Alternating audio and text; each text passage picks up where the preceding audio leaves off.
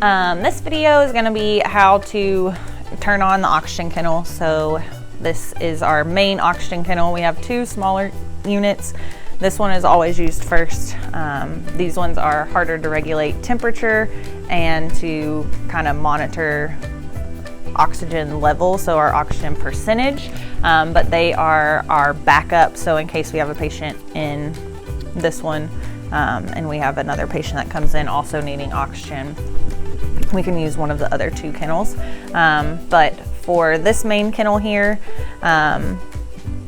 one, you have to have the oxygen concentrator turned on. There will be ice packs that will go in the bottom of this, as well as a little pack of Sodasorb, which absorbs the CO2.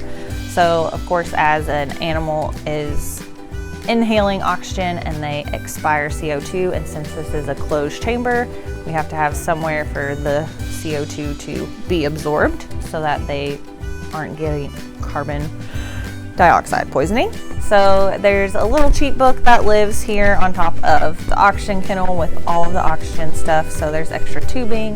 Our Sodasorb soda lime packs are in here.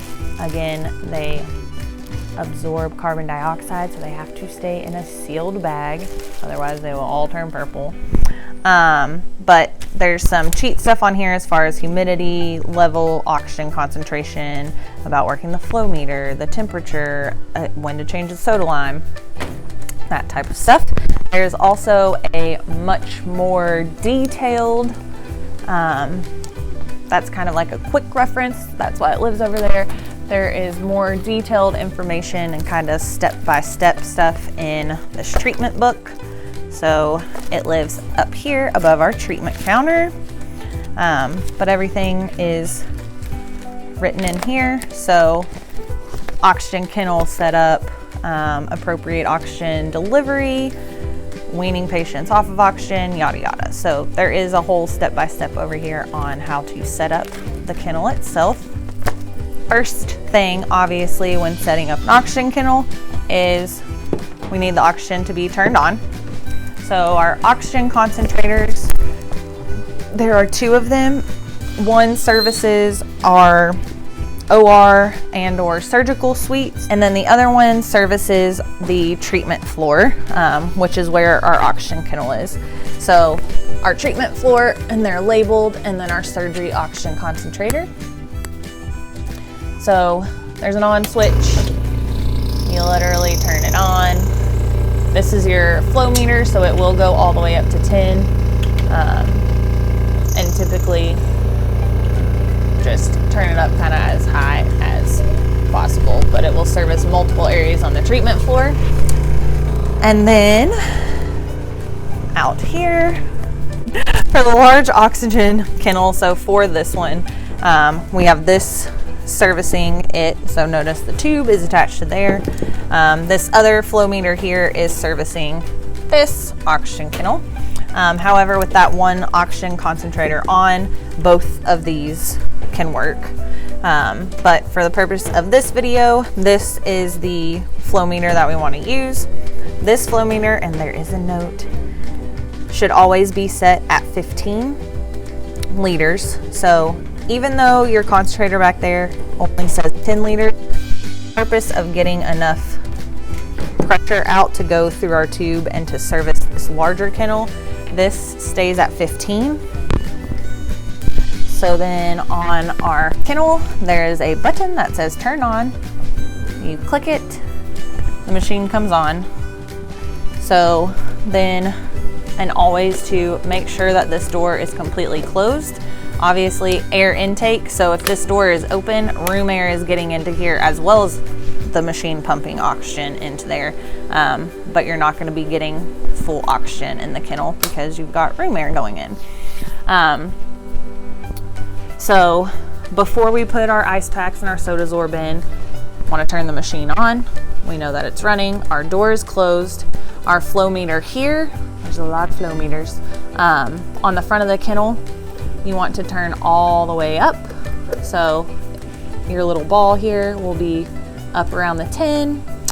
And then this little handy dandy thing is how you check your oxygen concentration. So currently it's at about 26% oxygen in there. Room air is 22 to 25-ish. So it's slowly going up. This will go up to a little over 40%.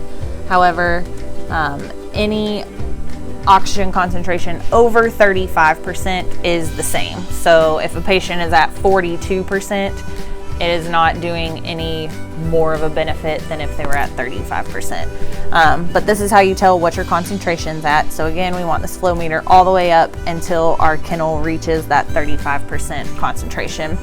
So for now, since we're just setting it up, we've got this on. We have this so that we can monitor.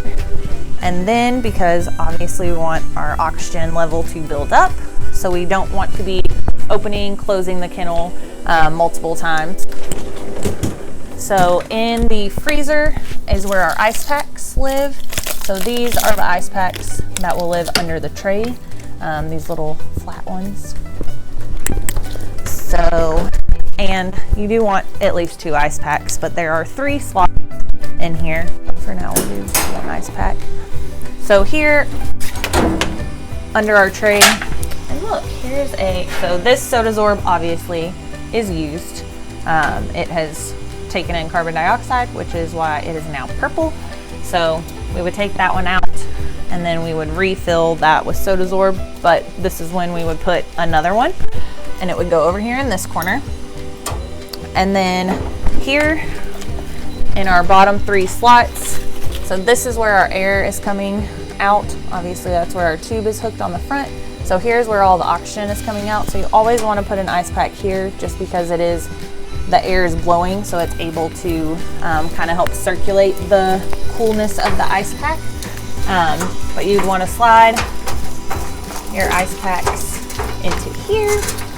And sometimes you do have to put a little, but you want it, like I said, in this. And then in this middle one, at the very least, you can put 3 in, especially if you have like a larger dog who's going to be expiring more hot air when they're panting, that kind of thing.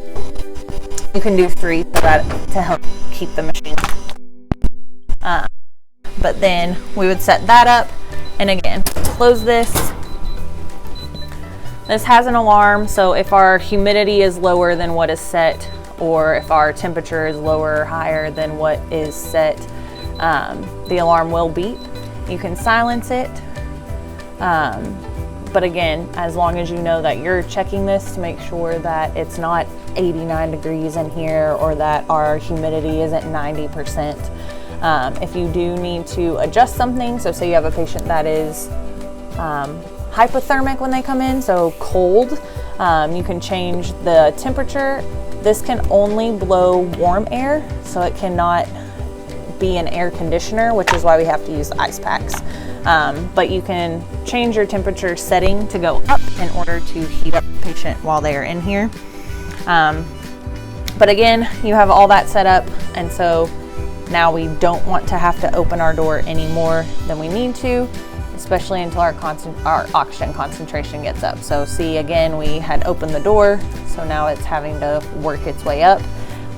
But once your concentration gets to that 35%, 40, whatever, then you want to turn this flow meter here down between 5 and 7 liters.